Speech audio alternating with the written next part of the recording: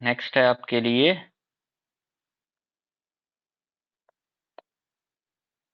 Reaction with Hinsberg reagent. Hinsberg reagent है benzene sulphonyl chloride. Benzene sulphonyl chloride क्या बोलते हैं इसे? Benzene sulphonyl chloride. जैसे कि हम इसको क्या बोलते थे? COCl, इसको हम बेंजोइल क्लोराइड बोलते थे ना।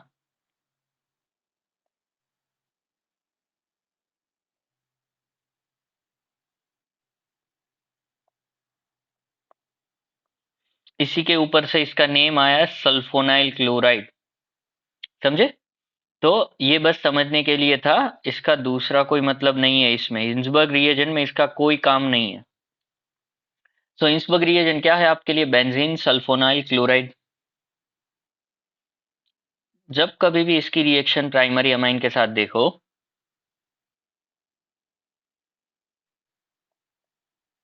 ये क्या है? Primary amine.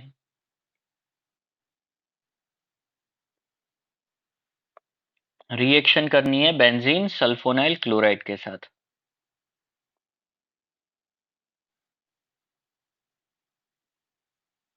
ये बेंजीन सल्फोनाइल क्लोराइड।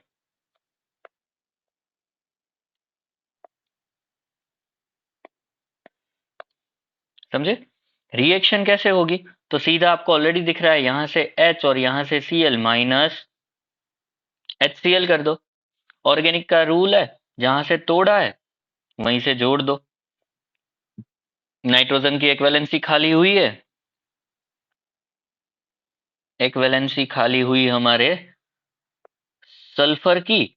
तो नाइट्रोजन किसके साथ अटैच होगा? सीधा सल्फर के साथ। बॉन्ड एस, डबल बॉन्ड हो, डबल बॉन्ड हो, ऐसा कोई प्रोडक्ट मिलेगी आपको। इसको बोलते हैं, अगर मैं प्राइमरी एमाइन यहाँ पे एग्जाम्पल लेके करूँ तो ज्यादा समझ में आएगा, नेम देना इजी होगा हमारे लिए। ये है प्राइमरी अमाइन, पर इसका नेम क्या होगा? मिथाइल अमाइन या तो मिथेन अमाइन। एक ही कार्बन है। अब अगर मैं इधर CH3 लिख दूं, इस ग्रुप को हम क्या बोलते हैं?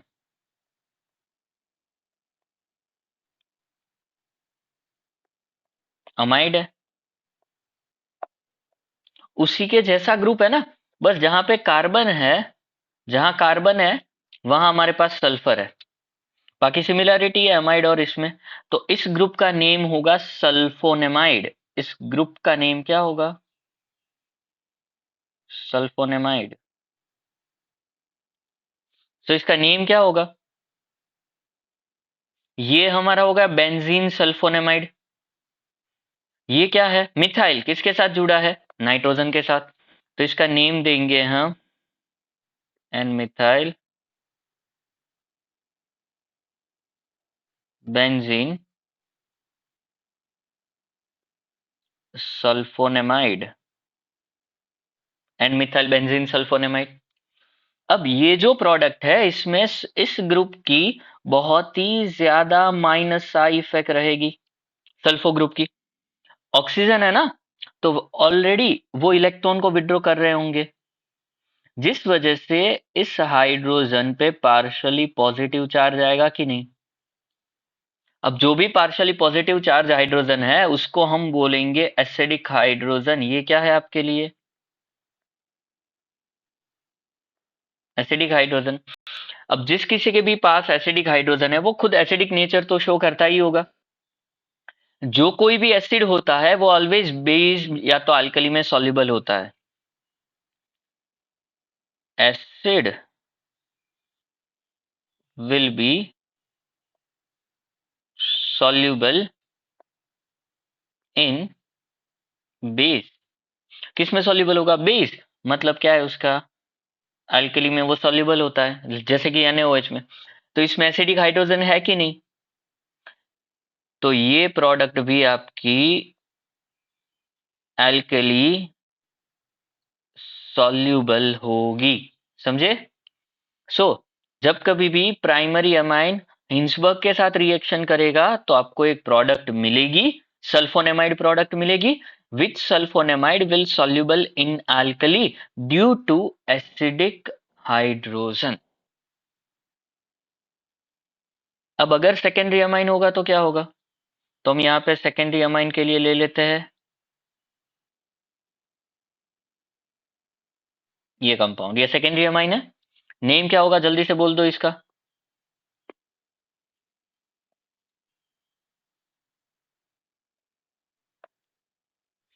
अमाइन का नेम क्या होगा? ये तो हिंसबर्ग रिएजेंट है। Very good. ये अगर आप मेन चेन ले लो मिथेनामाइन की, नाइट्रोजन के साथ एक एक्स्ट्रा मिथाइल जुड़ा है, एन मिथेनामाइन। रिएक्शन क्या होनी है ये तो पता ही है हमें। यहां से H और एक साइड से H, एक साइड से Cl माइनस HCl कर दो। जहां से तोड़ा है वहीं से जोड़ना है, simple. N N CH3 CH3। Directly किसके साथ जुड़ेगा ये नाइट्रोजन? किसके साथ? सल्फर के साथ। S double bond O double bond O और बेंजीन रिंग।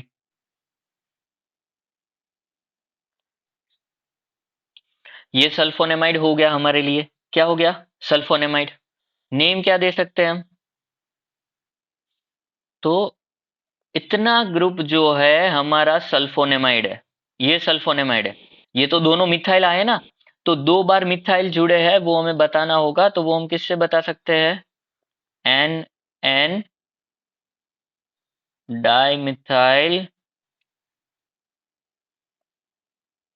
Benzene sulphonamide. समझे? क्या नेम होगा इसका? ये हमारा बेंजीन सल्फोनेमाइड है, इतना ग्रुप।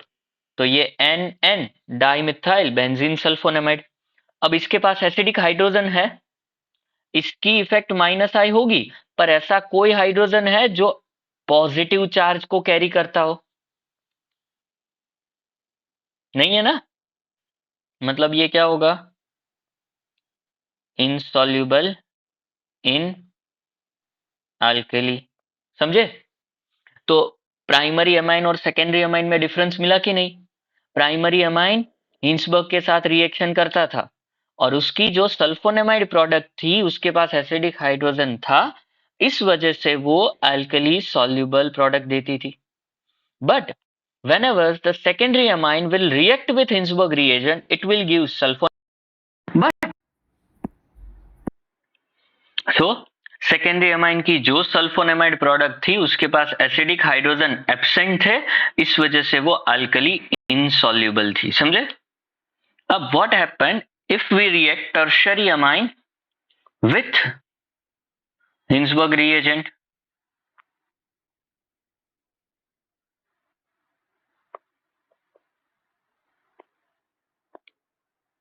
क्या होगी product? Yes, very good, no reaction.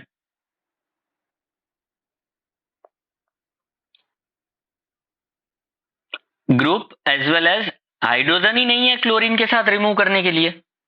कोई ऐसा हाइड्रोजन कि जिसके ऊपर पार्शियली पॉजिटिव चार्ज होगा, ये तो नॉन पोलर है। ये सारे ग्रुप कैसे होंगे? नॉन पोलर, तो वो रिएक्ट नहीं करेंगे। ऐसा हाइड्रोजन होना चाहिए जो नाइट्रोजन के साथ जुड़ा हो, तो वो हाइड्रोजन और क्लोरीन निकलेगा। सो टर्शरी अमाइन हिंसबर्ग के साथ रिएक्ट नहीं करता। समझे? तो primary amine, whenever the primary amine react with Hinsberg reagent, it will gives alkali soluble product. Whenever the secondary amine react with Hinsberg reagent, it will gives alkali insoluble product. and whenever the tertiary amine will react with Hinsberg reagent, क्या होगा? No reaction, कोई भी product नहीं मिलेगी, समझे?